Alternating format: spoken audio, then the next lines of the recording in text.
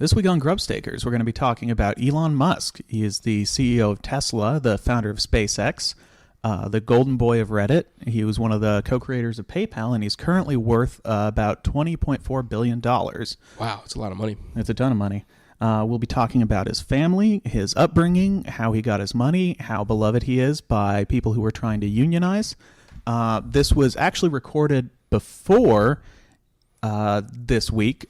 Sean is off in Hawaii getting sunburnt at the Pearl Harbor Memorial. And so we won't be talking about his most recent rocket launches and his Tesla launch, literal and... Yeah, we won't be talking about the launch of his car commercial or the subsequent burnout and crash of Tesla stock. That's right. That both happened this week. I'm telling you, I'm pretty sure there's some tax documents in the trunk of that Tesla. And he just sent it out there and went, I got off with it with scot-free. I didn't mean to get rid of it. I put them in the trunk and then the countdown started. I had to get out of there. It was... But other than that, thank you very much for listening to our first episode. We really appreciate it. We'll be back next week with another episode. Thank you for listening, and check this one out because we're pretty sure you're going to like the Musk on you. Today on Grubstakers, cue the theme.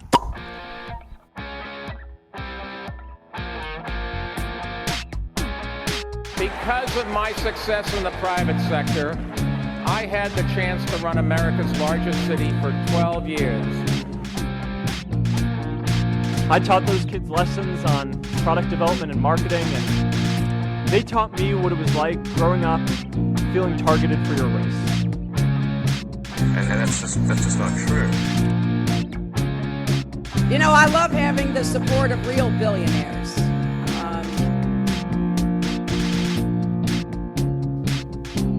Welcome to Grubstakers, the podcast about billionaires and finance. Hey, guys. Hello. Hey. I'm Sean McCarthy. I'm here with Yogi Pollywall. That is me. Andy Palmer. Sock it to me. That's me. And Stephen Jeffries. Hey. So this week we're going to be talking about one of the most inspiring billionaires in the world, Mr. Elon Musk. Rolling Stone has called him probably the only person who has started $4 billion companies. That would be PayPal, Tesla, SpaceX, and SolarCity.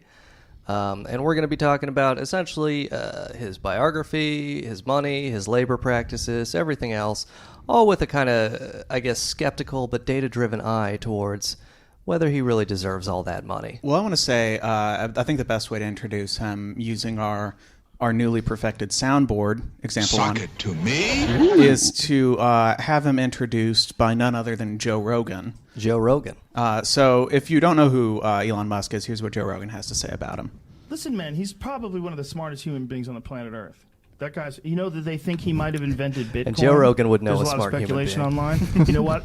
Here's the thing. I want to talk about this in this podcast. I didn't even read the article. I looked at the headline. I'm like, probably. Didn't even read the He's probably article. like one of the smartest human beings ever. He's like I've a never fucking done that. mad scientist he's like a guy from a movie, right? Like if you had a movie and there was some mad billionaire Robert Downey Jr. type See, I like character this that just idiot, kept like inventing Tony the Stark, newest crazy shit and was at the character cutting edge Iron of Man science was and was literally telling based on everybody to look Elon out for the Musk. fucking robots that are So going to it's kill like, us. yeah, of course he's like a mad character in a movie. Robert Downey Jr.'s portrayal was based on Elon Musk. I like how Sean is just speaking directly over our clip. Should we pause clips when Sean talks? I feel like it'll make the podcast take 2 hours if that's the case, though. You know, I think let him talk over it, and then we'll edit him out. I think Yeah, we don't want to miss any Rogan. our podcast is just playing the Joe Rogan podcast and branding it as our podcast. I think that's the fair way to do it. This Grubstakers is 90% Joe Rogan, 50% the Sean that we didn't edit out. Welcome to the pirated Joe Rogan experience. We're giving you access to all the premium Joe Rogan content.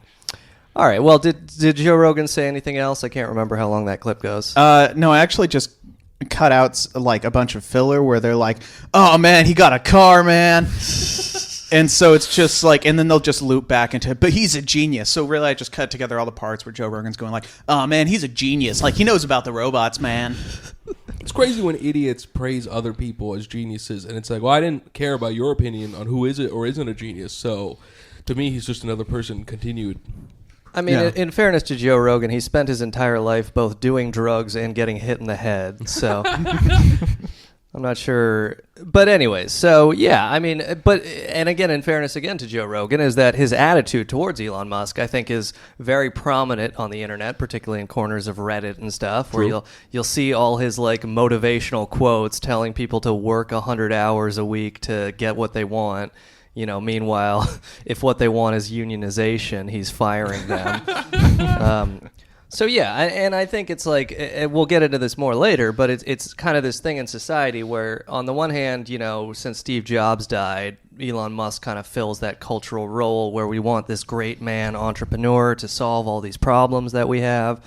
And, you know, it's ultimately people kind of are bootlickers and worship power, and Musk has a lot of that. So, but just to kind of get into a little bit more about Mr. Musk, Forbes, as of January 2018, estimates his net worth at about $20.9 billion. He's 46 years old. Forbes also says he's the 53rd richest person in the world, again, as of January 2018. These things change a lot.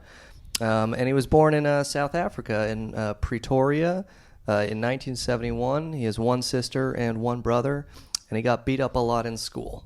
It's crazy how that's like the least shocking thing about Elon Musk, but when it's written about or talked about, it's very like, can you believe Elon was beaten up in South Africa? Like, it's like, yeah, I can believe that a nerdy child was beaten up by bullies. It's not a shocking sentiment at all. But didn't he programmed his own computer game at age 12? Mm-hmm. Yep. Mm-hmm. Yeah, that's so his, like anyone who does that is just self-selected to get put down at school, basically. Right. Yeah, and like they talk about like, yeah, you got, you know, they beat him up because he had loot crates in it. I'm tired of this pay-to-play bullshit, Elon. With a guy like him, prepare to get a swirly. With a guy like him, you have to sort of like the bullies have like a really important social role of like, they have to calibrate how much so they don't bully him too much. Right. But they actually did bully him a lot. What if so he designed that game in, I guess, the early 80s. What if it was just like a text-based school shooting simulator? And because the only people using computers could deeply relate to him, that's why he made money off of it.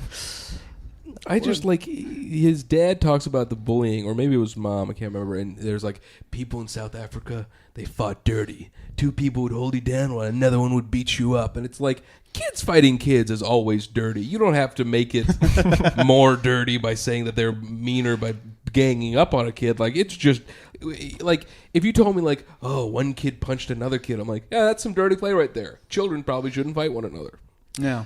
Yeah, I can't believe schools in a violent apartheid regime were violent. The crazy thing about it, though, that like, this was probably the least violent bullying of kids in Africa. Like, when you really think about it, yeah, kids in Africa are hardened at a young age. Bullying in school is the least of their concerns. Kids in Chad read the Elon Musk story going like, wow, what a lucky kid. Yeah. Did he go to a public school? I don't think so. I think it was a private school in Pretoria. Like, his family was somewhat wealthier. Yeah, they had a lot of money. It's like, well, so yeah, we'll get into the. His father was rich, but basically, just one more thing on the bullying. The worst incident was once he got thrown down a flight of stairs and knocked out cold, which left him with a septum deviation that caused trouble breathing. He got surgery in 2013 to repair that. He was beaten up by union thugs in school. Right. But yeah, so we should spend a bit talking about Elon Musk's father, because I think that informs a lot of our understanding of Mr. Elon Musk. But his father, Errol. E-R-R-O-L. Yeah. Errol Musk. Errol. But so... Actually, can I just say, you know what I think that Elon said to defy his bullies? What, Andy? What did he say? Sock it to me. Yeah, I bet that's what he said, or as he was being thrown downstairs. Hey, Elon, we're going to sock it to you. Sock it to me. Hey, Elon, is that true? And that's just not true. Sock it. And that's just... all right, so this is just a source I'm drawing on for a lot of this is the closest thing to an official biography of Elon Musk we have is called Elon Musk, Tesla, SpaceX, and the Quest for a Fantastic Future by Ashley Vance, who's actually a male Bloomberg reporter. So I wonder why he related to the bullying stories so much. Oh, Ashley Vance is a dude? It is a dude. That's Or a he shocking is a dude, twist. Yes. But, Sock it to me? But anyway, so this is just a quote from that biography. Quote, Errol worked as a mechanical and electrical engineer and handled large projects such as office building, retail complexes, residential subdivisions, and an Air Force base. And of course, an Air Force base would be a government contract for the apartheid South African regime. And also, at later points, his father also had a stake in an emerald mine in Zambia. So the point we're getting at here is definitely some of his starting capital came from apartheid exploitation. So it should be noted, just as far as his parents go, his mother was a Canadian model, dietitian. His father, as we mentioned, was the electrical and mechanical engineer. But they divorced at 8. And so eventually Elon actually went to live with his father. And it's hard to find information on this, is what I'm saying. Yeah, there's one quote that said that Elon noticed that his mom had his brother and sister, but his dad had no one. So it was less like an emotional decision and more just like, I want to hang out with my dad. Right. But then it's like, how is that not an emotional decision? You know what I mean? Yeah. Well, it's like a logical thing, like, oh, he has 2 and he has 0, so we'll go and make it 1. And and it's nice that Elon has continued to apply that to the billions of dollars that he has, sharing things equally. But so basically what I'm getting at here is that his father was psychologically and emotionally abusive in various ways, but it's hard. There's not much public information on this, and this has been stated basically in the biography written by Ashley Vance, where Elon Musk's mother essentially says that because Elon Musk's father has since had 2 daughters with a different woman, these are Elon's half-sisters, and Elon has a close relationship with them, he's very hesitant to badmouth his father in public because it would reflect badly or, bring embarrassment to his 2 half-sisters. Yeah, it says whenever there's Brenda, he's very protective, which is like, that's code for I'm protecting him from some shit that the world shouldn't hear. What do you think Elon said, like, before his dad got abusive? Sock it to me? I do want to quote at a bit of length. From so we're probably not going to be talking about Nixon. We just love this drop. We is a strong word in that sense. He was a self-made man, unlike Elon Musk. Yeah. So I do want to quote at a bit of length from a good Rolling Stone profile they wrote in November 2017 about Elon Musk. And this is just a bit of him talking about his father. Quote from Rolling Stone. He was such a terrible human being, Musk shares. You have no idea.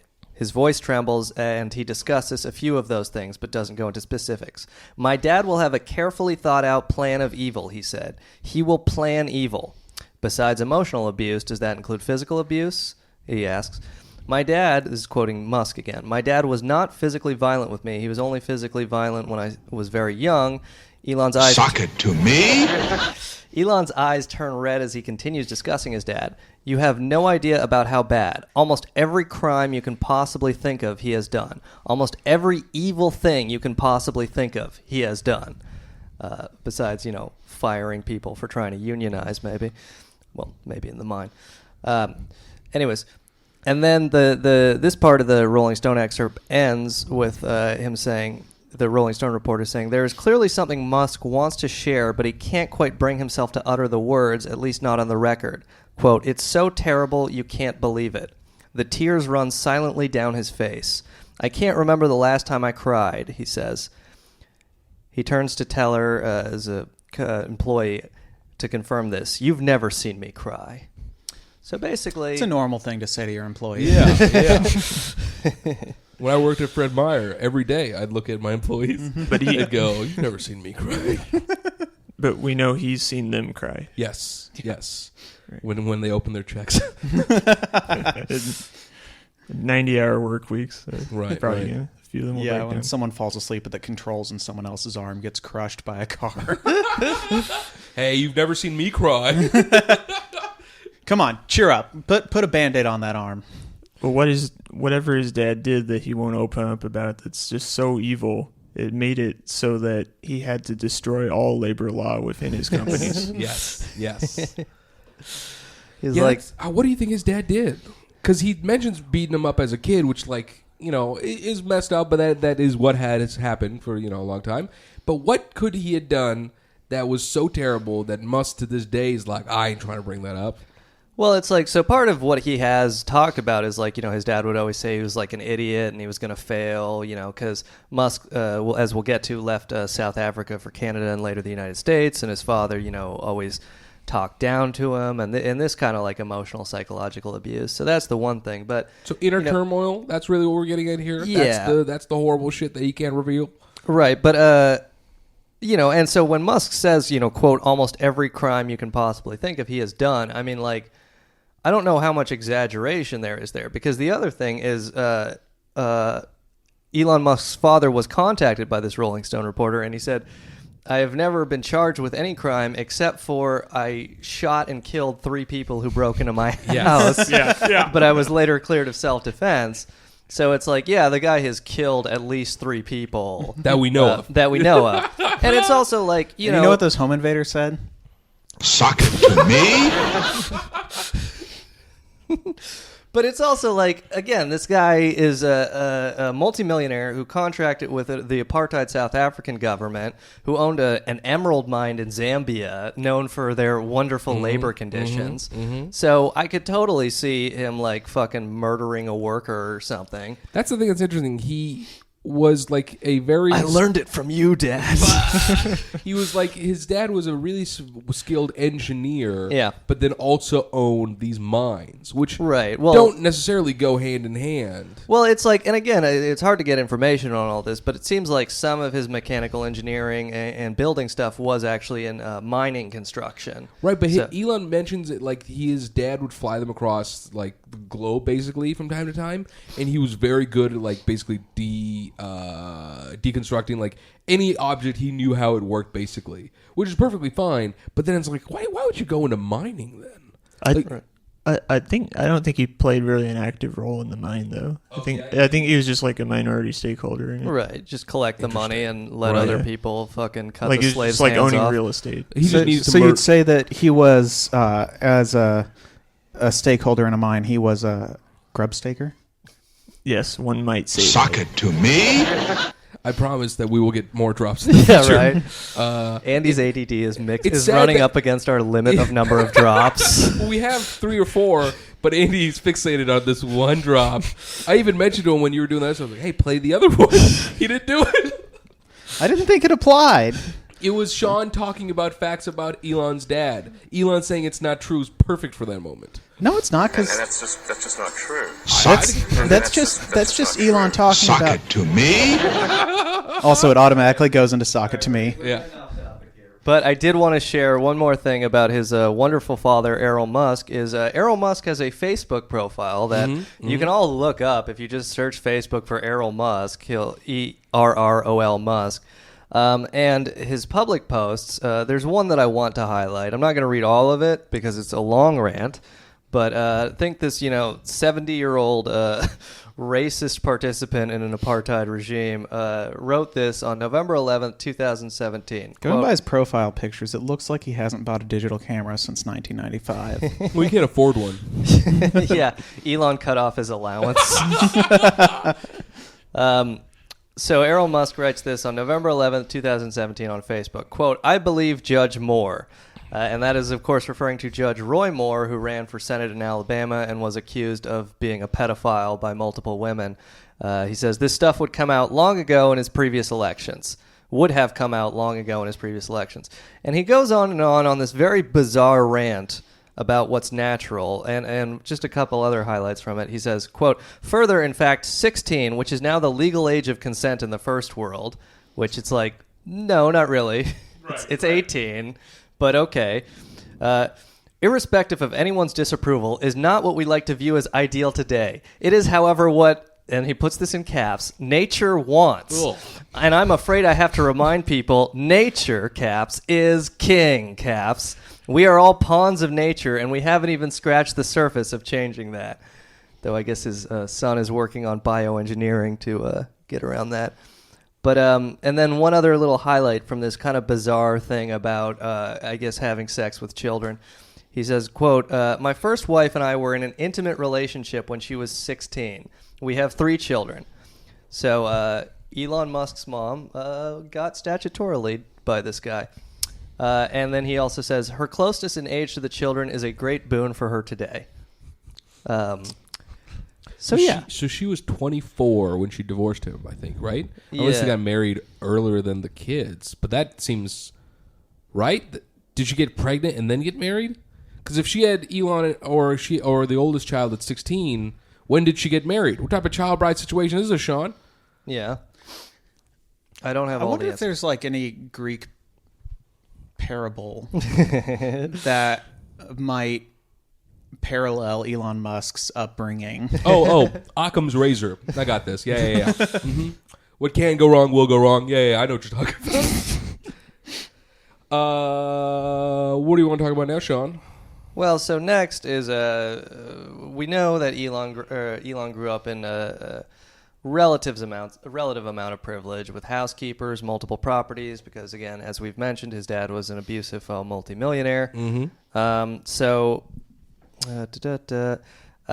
Elon. Oh, and one other thing on the topic of his dad being abusive is, according to Ashley Vance's biography, Elon and his first wife have vowed their 5 children would not be allowed to meet Musk's father. That's right, Justine Musk.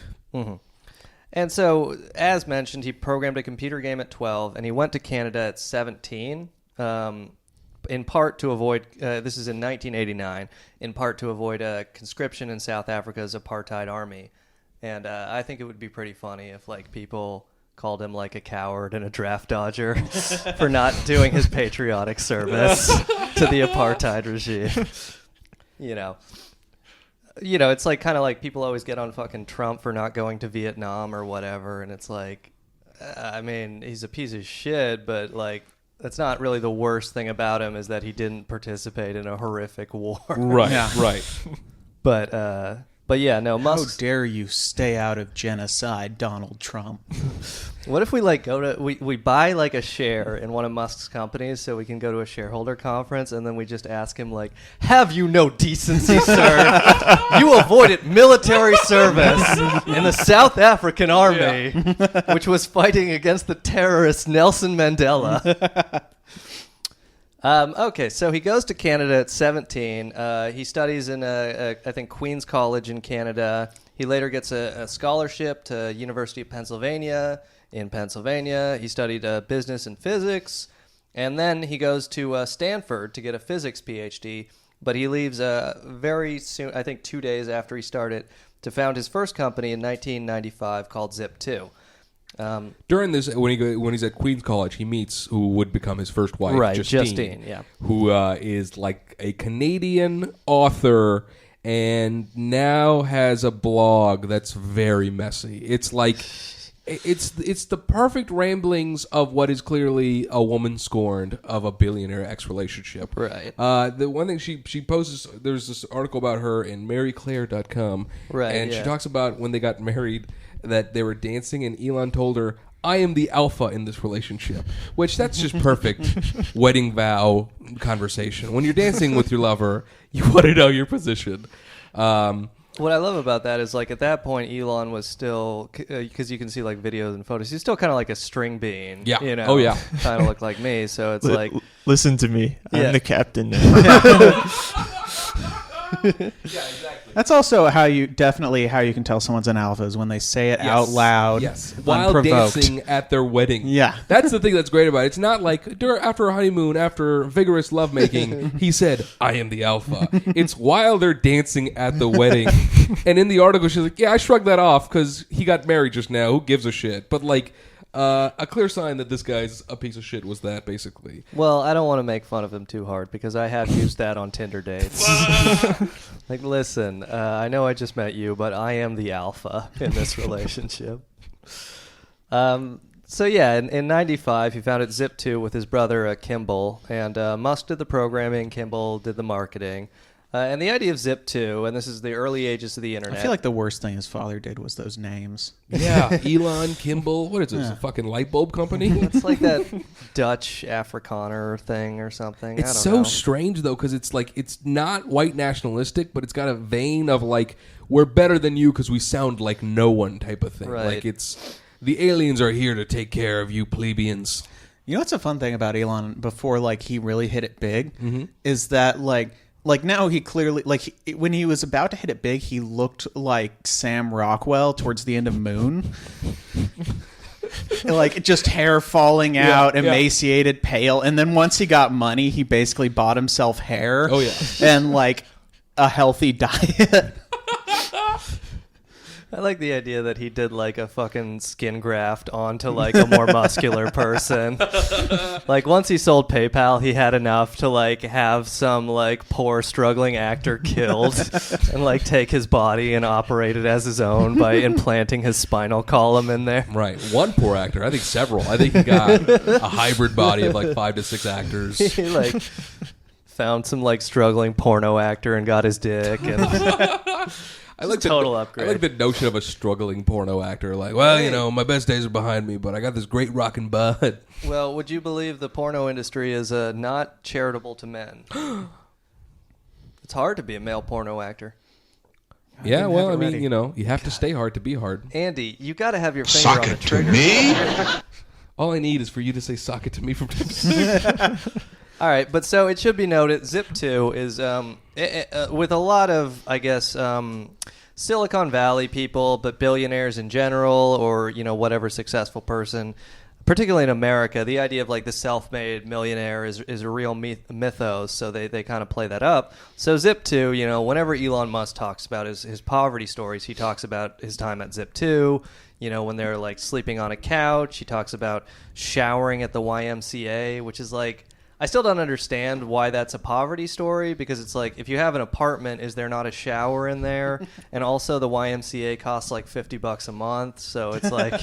Yeah, was he living in a garage or something? He was living. I thought he was living at the Zip2 offices. Right. And so the YMCA part is like, there's no showers in an office building, so he would that makes get sense. Gym membership. I mean, it's... You don't have like a friend or something who'll just let you shower there? Or... I don't know if Elon actually has any friends. In all the research I did, it doesn't seem like he's got people that like him. Mm-hmm. But anyway, so when he tells his poverty stories, you know, he's sleeping on the couch. He says they're eating Dairy Queen for every meal because it's open 24 hours a day. Which, by the way, a poverty story that is we were eating Dairy Queen too often, not that much poverty is more like poor American. You know what I mean? It's funny. Yeah, it's like my poverty story is like daily life for about a third of the population in America. So, you know, this is his poverty story, but it should be noted that in the Ashley Vance biography, and he stands by this, he says, quote, Errol Musk, Elon's father, gave his sons $28,000 to help them through this period. So in many ways, I guess slaves in a Zambian emerald mine were the first investors in an Elon Musk company.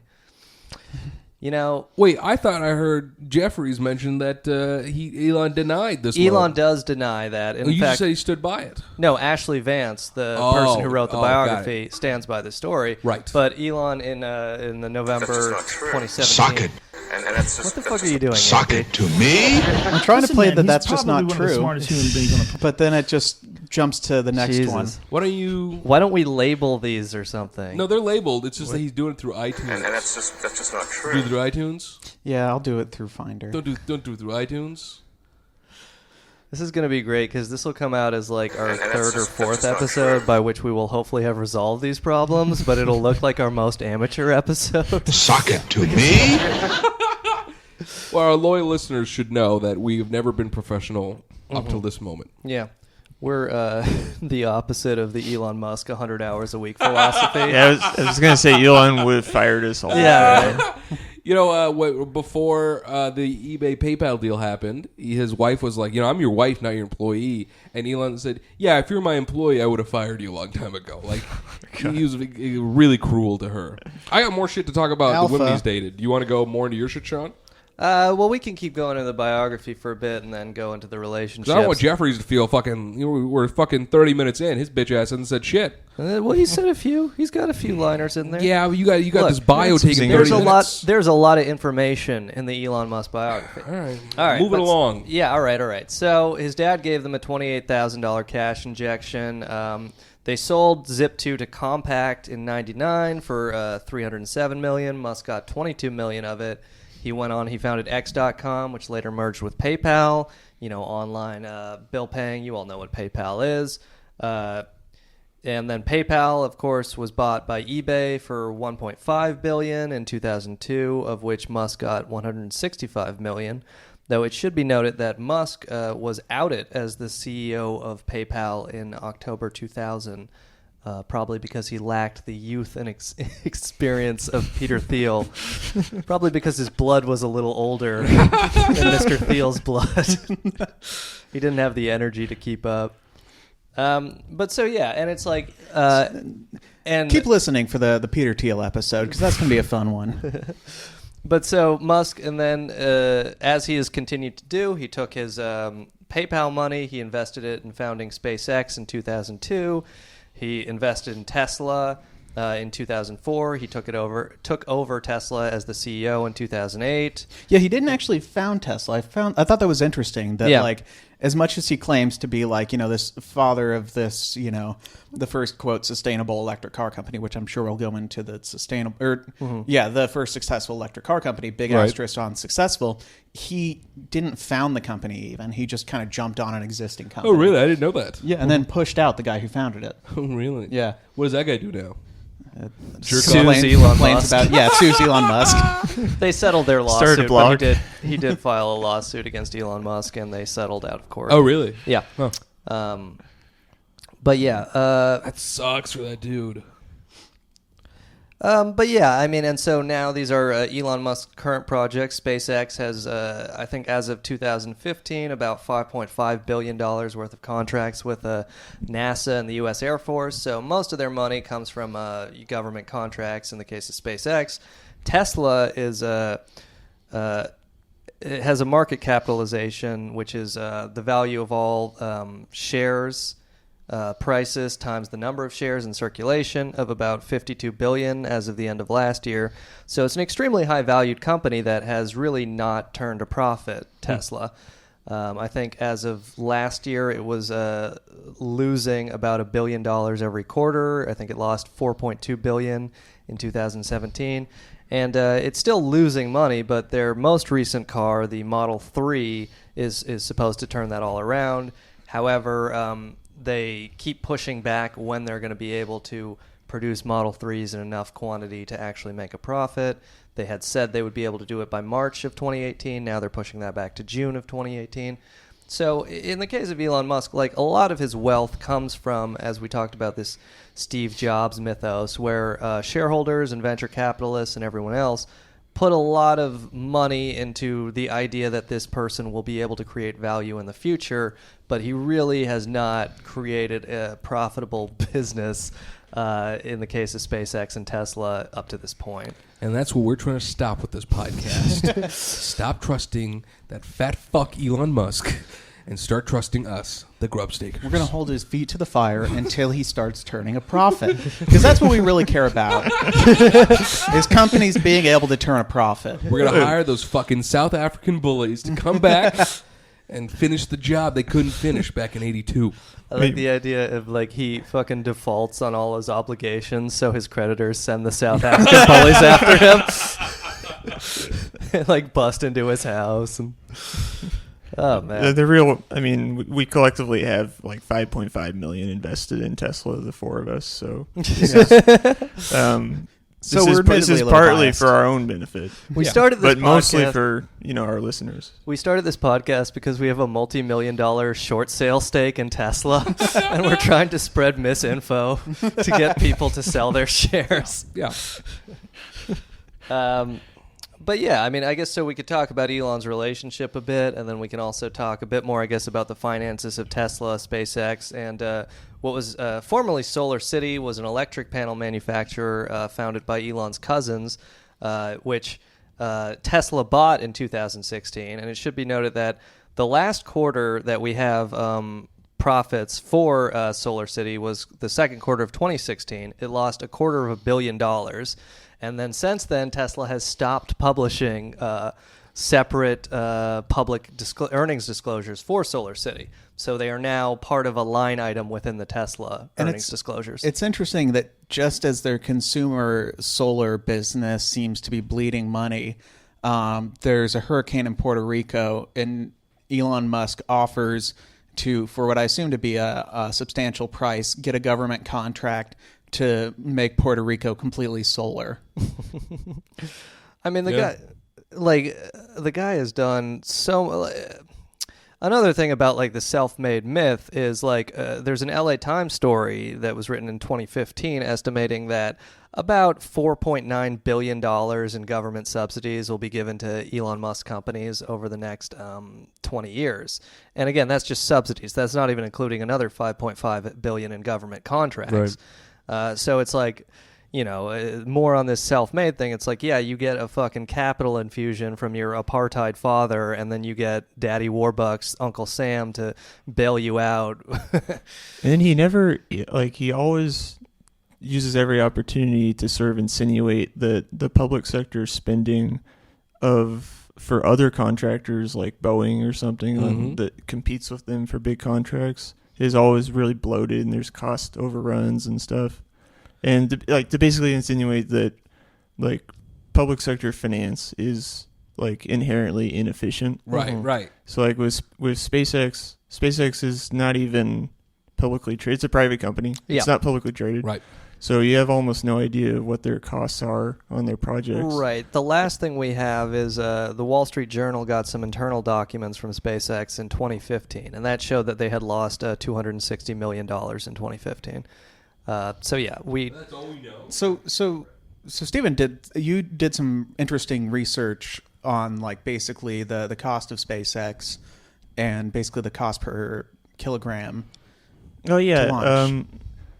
When I was looking up SpaceX, I mean they for launching payloads into space, like there's one metric that gets kind of thrown around a lot. That's the cost per kilogram of payload, how much it costs to get 1 kilogram into what they call lower Earth orbit, which is where like most of like deploying satellites and stuff takes place. And the International Space Station. Yeah, and the International Space Station, most satellites.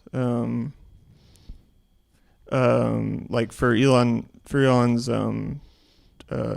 plans to go to Mars by 2024, which is like really ambitious in the eyes of a lot of engineers and astrophysicists. Right. He originally wanted to send like some mice to Mars and back. Right. He has a very ambitious plan that is like theoretically possible. He wanted to send mice to Mars? Yeah, he wanted to send mice is what he calls the kids who bullied him in South Africa. Yeah, he wants to send his bullies to Mars first as like the trial run, or the trial run. And then he'll send people he likes. But anyway, they have a metric of dollars per kilogram, and like in the early days of NASA, in like the early 60s to late 60s, leading up to the first manned mission to the moon, it started out as about like $60,000 per kilogram, and through some like in the later part of the 60s, when NASA funding was at its height of like 4 to 5% of the discretionary budget, and it was basically run like a centrally planned economy.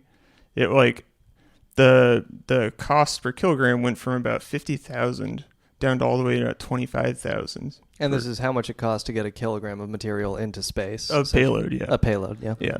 And then if you look at SpaceX, was founded in 2002, and it's now 2018, and they have statistics. It's kind of hard to find real cost figures from them since it's a private company. Right. But their main product, the Falcon, and that's the one rocket launch that pad delivers like food and other supplies to the International Space Station. Yeah, so he has a $1.6 billion contract to deliver supplies to the International Space Station, which is in lower Earth orbit.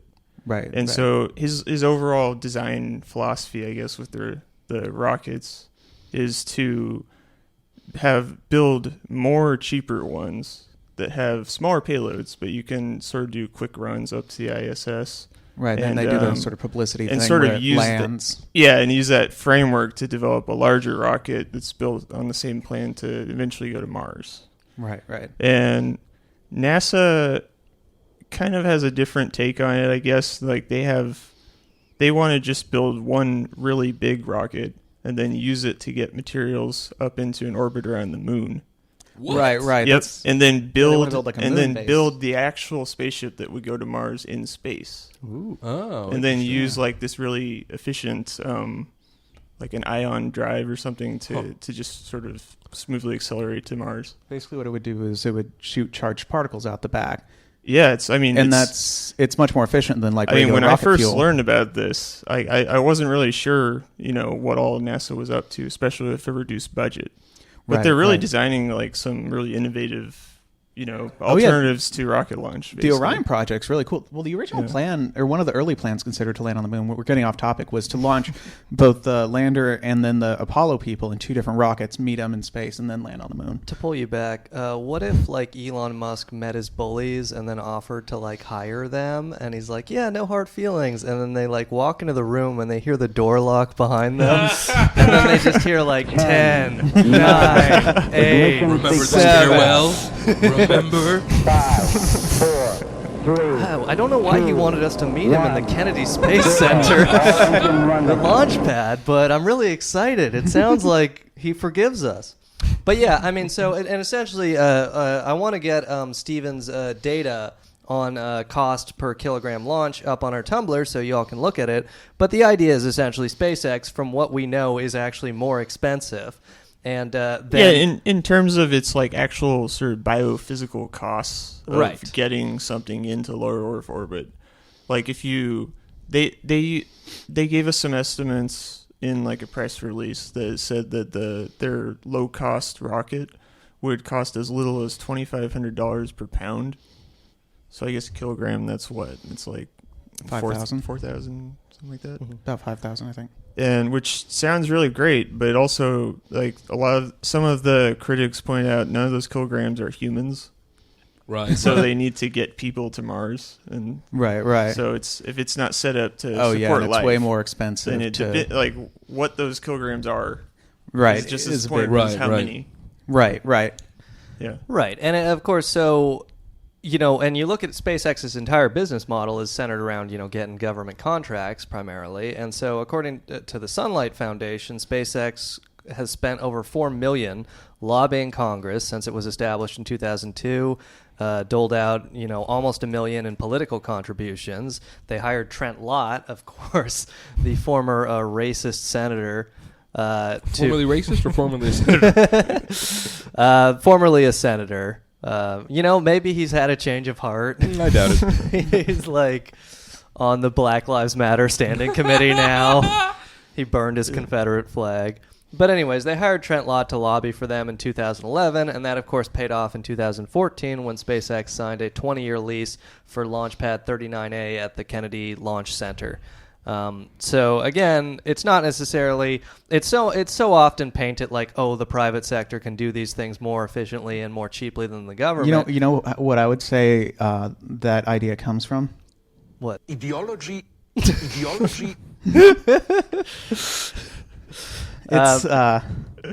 our friend Slavoj Žižek. Yeah, it's the ideology that the private sector, is more efficient, is cheaper, and then I guess SpaceX just stands in contrast to that, or direct contradiction to that, because they're so much more expensive on the NASA, even though they're on the NASA contracts. Right. Yeah, like they're a lot of their cost figures, they don't include things like the huge insurance contracts that they have to have for all their equipment, and also their profit markup. And that's a cost. Oh yeah. There's the profit markup, which so is they basically they selectively include and don't include that in their cost estimates. Right, and that's like a figure that's added by the contractor. Right. Which is to say that what is that figure all about? So basically, what it is it says there's overhead, the cost of launching the rocket, the cost of putting everything together, research and development, and then built into private contracts is then I think it's something like 20 to 30% profit margin, which is just saying this, since we're a private company, we need to make a profit. Right. So we're just going to tack this on top of the overall budget. Like federal contractors have used something called cost plus accounting. Mm-hmm. And Elon Musk will talk a great deal about how like contractors like Boeing get these like lucrative contracts where they aren't really forced to compete or whatever because they get like whatever happens to the project, they will get their profit. We should probably start talking about his sex life before people turn off this episode. Yeah, I'm very ready to talk about his sex life. So Justine Musk is his first wife. Wait, Andy, what was that? Ideology. All right, Justine Musk, his first wife. They met in college. They had 5 kids, technically 6, but the first child died. And he tried to unionize. And in her like tell-all, she talks about how like Elon Musk required her to go more blonde. Like at various points in their relationship, he'd be like, "I want more blonde hair. Even blonder." Like he's very obsessed with blonde women, and all of the women. Wow, wait a he's minute. dated- Are you saying somebody in South Africa desires Aryan genes? Yeah, so like even Tallulah, his second wife, divorced twice to her, married twice, divorced twice, was a brunette, and then like in videos She with went blonde. Elon, she's just so blonde. And She's then, an English actress. Yeah, she was in the Pride and Prejudice or Bride and Prejudice. Pride and Prejudice, yeah. And we could play the clip. There's a fun moment in some Elon Musk, The Revenge of the Electric Car documentary where she says, there were like multiple points where I was like, I'm just going to leave and go to England and never talk to you again. And Elon's like, really? And she goes, no, of course not. Yeah, like Tallulah talks about how like she was like, yeah, I didn't know what Tesla was or who Elon was. I was kind of, and it's the most like white girl finds rich man story you've ever heard. Like it's like, I didn't know anything about him. I thought he might murder me. But it's strangely enough, though, all 3, and lastly, Amber Heard is who he dated most recently, and they broke up, and he's very sad about it. He's according to TMZ, as of January, 15, they're back together. Oh, what, really? Yeah, they were seen dancing together in a club. Nah, no way. She went blonde in 2017. She went brunette in 2017. I think she's done with that. But and more that's importantly, just not true. More importantly, though, I think this does prove one very specific thing. Elon Musk does not eat butt. I think had he eaten some butt, And that's Justine would have true. stayed, Tallulah would have stayed, And that's just not true. and Amber would have stayed too. And that's just not true. And it's crazy because like he's very obsessed with blonde hair, and he's also obsessed with the people he dates, like being not just perfect, but just like such trophy wives. And that's just not true. I thought I was gonna get it. It's not true on that. He has a lot of Next one abandonment is 30 issues. seconds. Right. He talks about a lot like he can't sleep alone in a bed. He can't Right. fucking- I think he says that in the Rolling Stone interview. Yeah, he or does. something. Yeah, and like it's one of those things where it's like, boy, being a billionaire sounds pretty fun, but god damn, it seems so lonely. Yeah, well, and so the quote from the Ashley Vance biography, which has been passed around a little bit, but Elon Musk says, I would like to allocate more time to dating, though I need to find a girlfriend. That's why I need to carve out a little more time.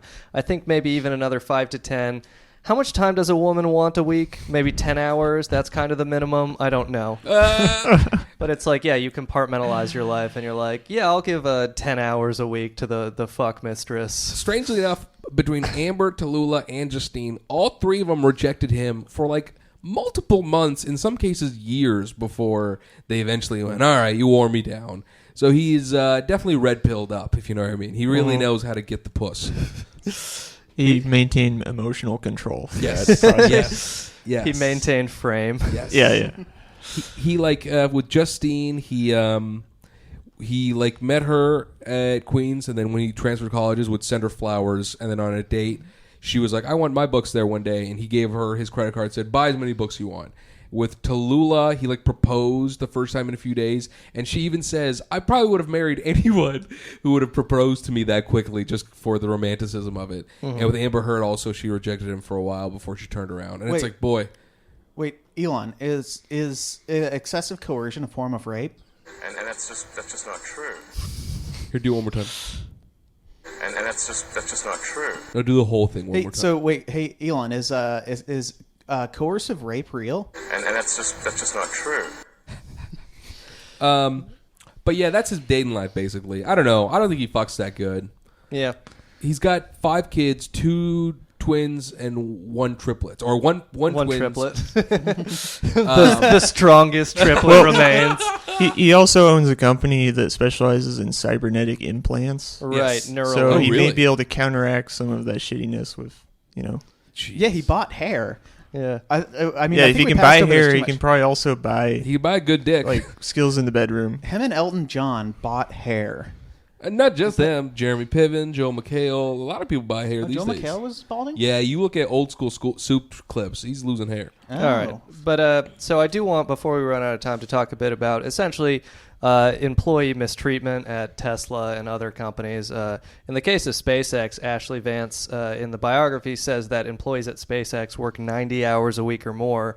And, somehow they're still more expensive than NASA to launch rockets. And there are a lot of them getting low pay, long hours, all these kinds of things. And, Andy, I know you read a bit about unionization at Tesla. Yeah, so what's interesting is the basically the same kind of culture exists at Tesla, which is, work long hours to make these cars with apparently like $17 to $21 an hour, which is one of the employees at Tesla basically wrote a long blog post explaining this, which Elon Musk responded to and vehemently denied.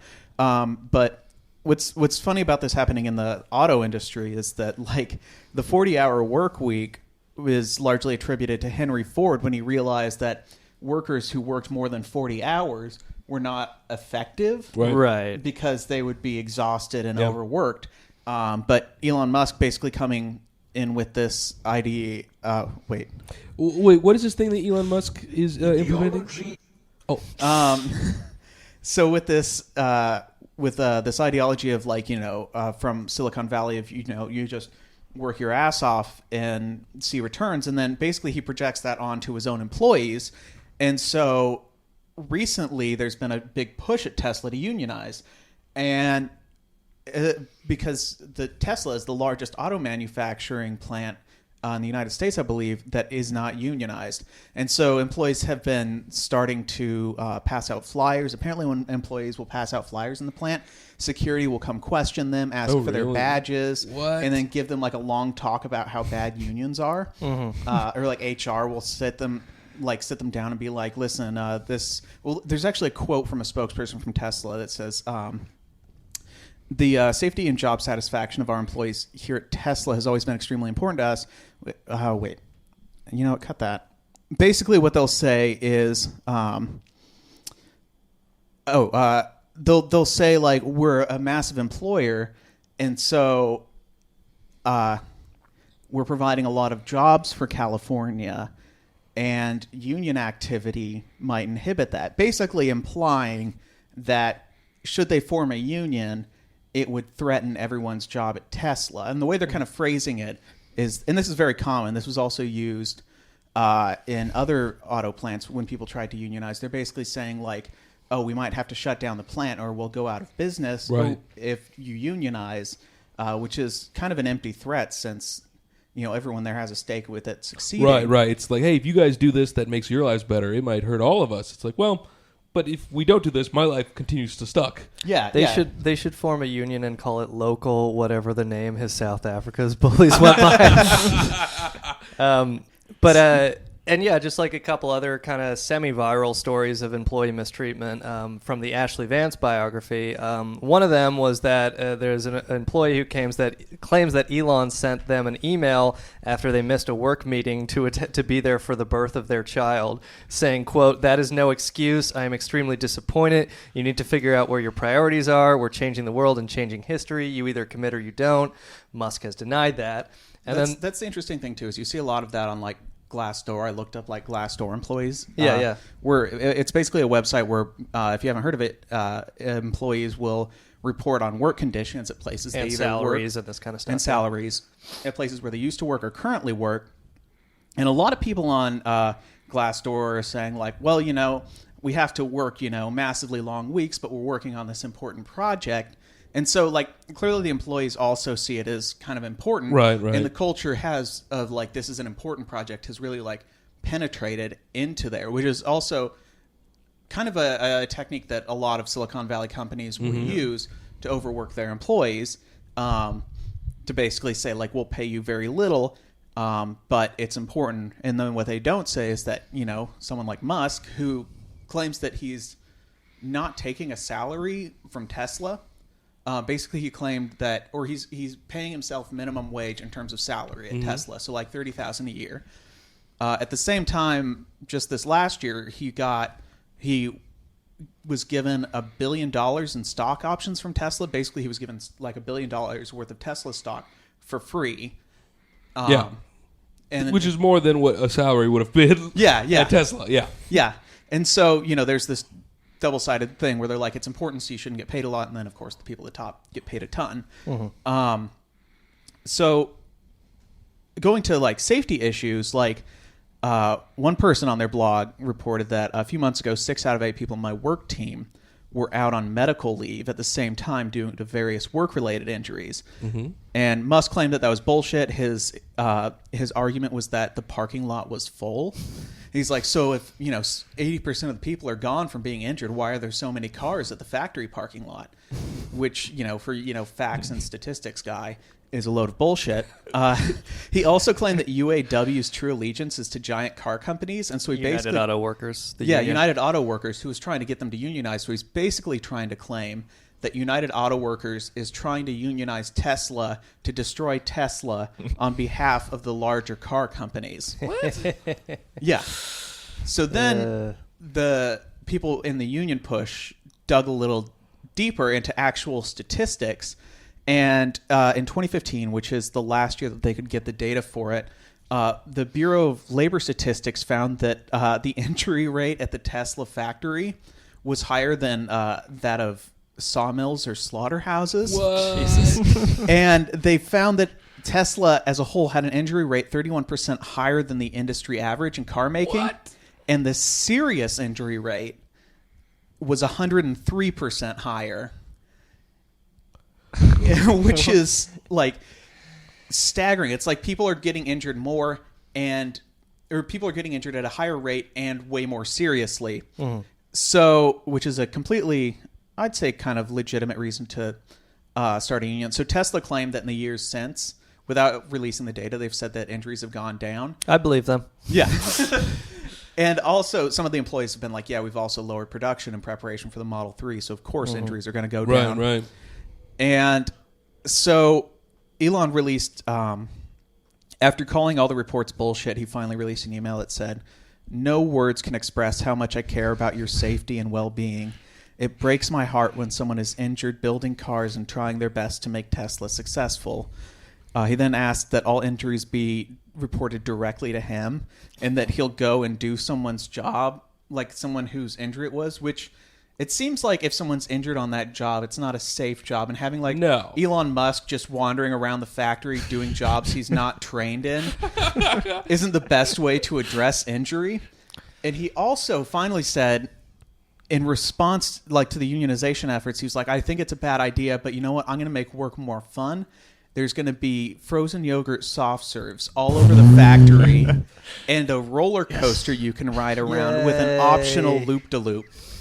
Thank God the loop-de-loop's optional, because I know that options in loop-de-loops are the real issue at Tesla.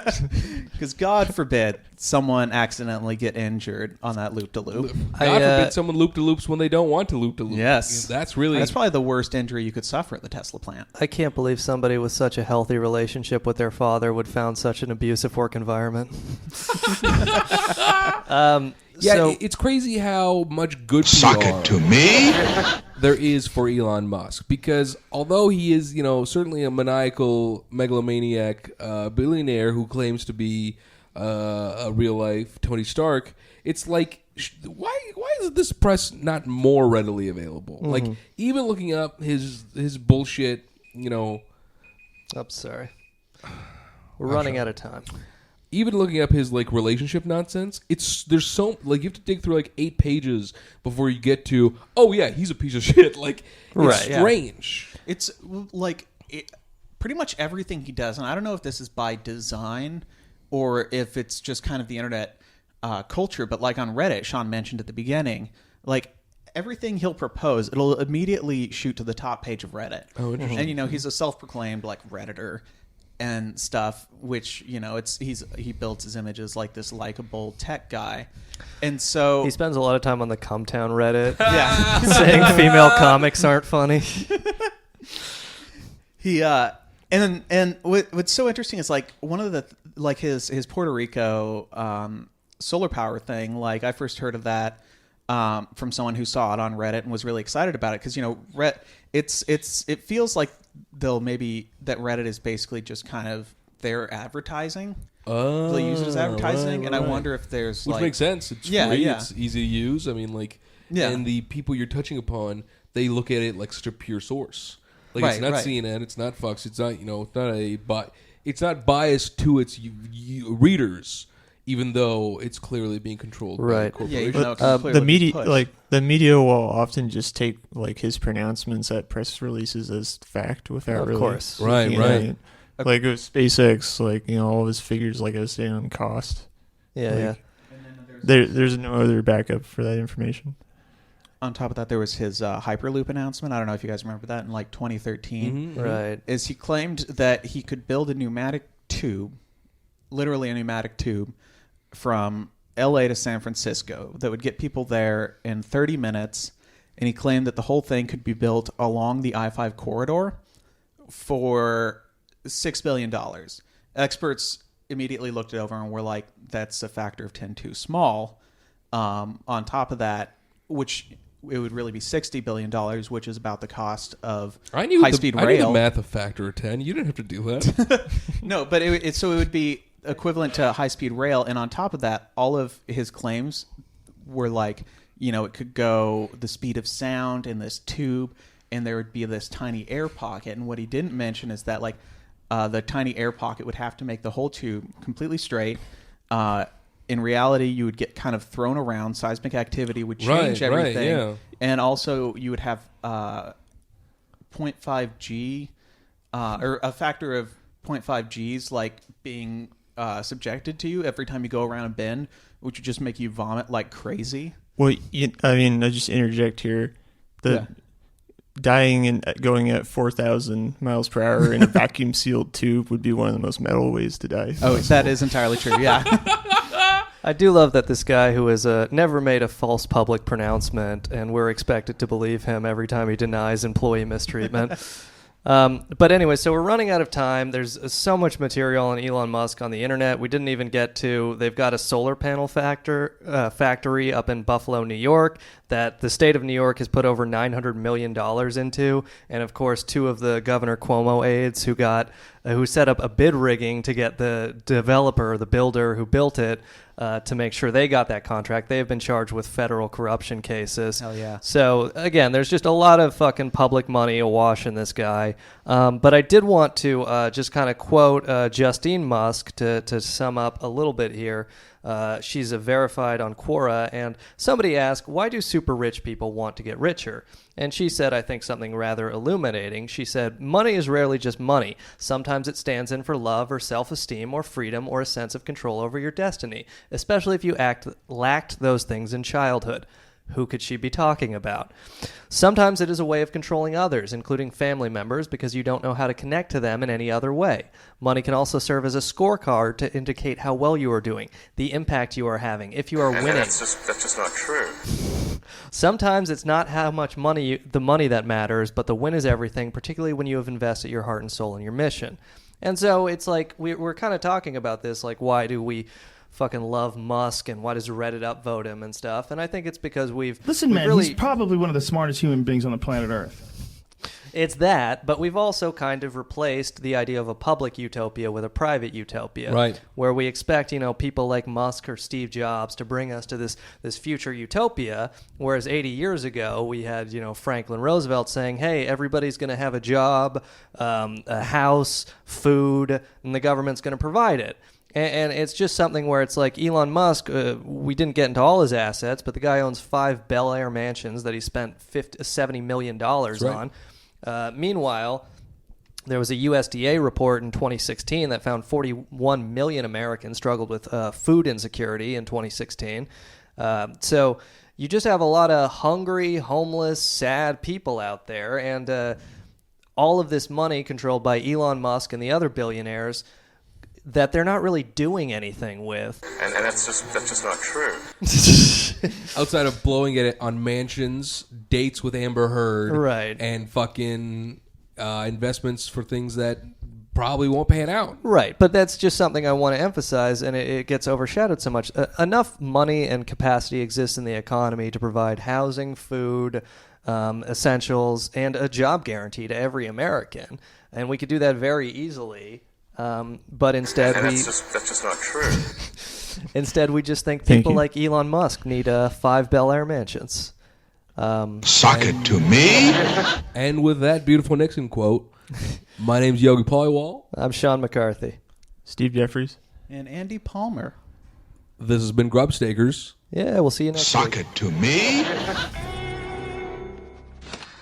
Say, Carl, I hope you don't mind. I jotted down some basic supplies we need in shop.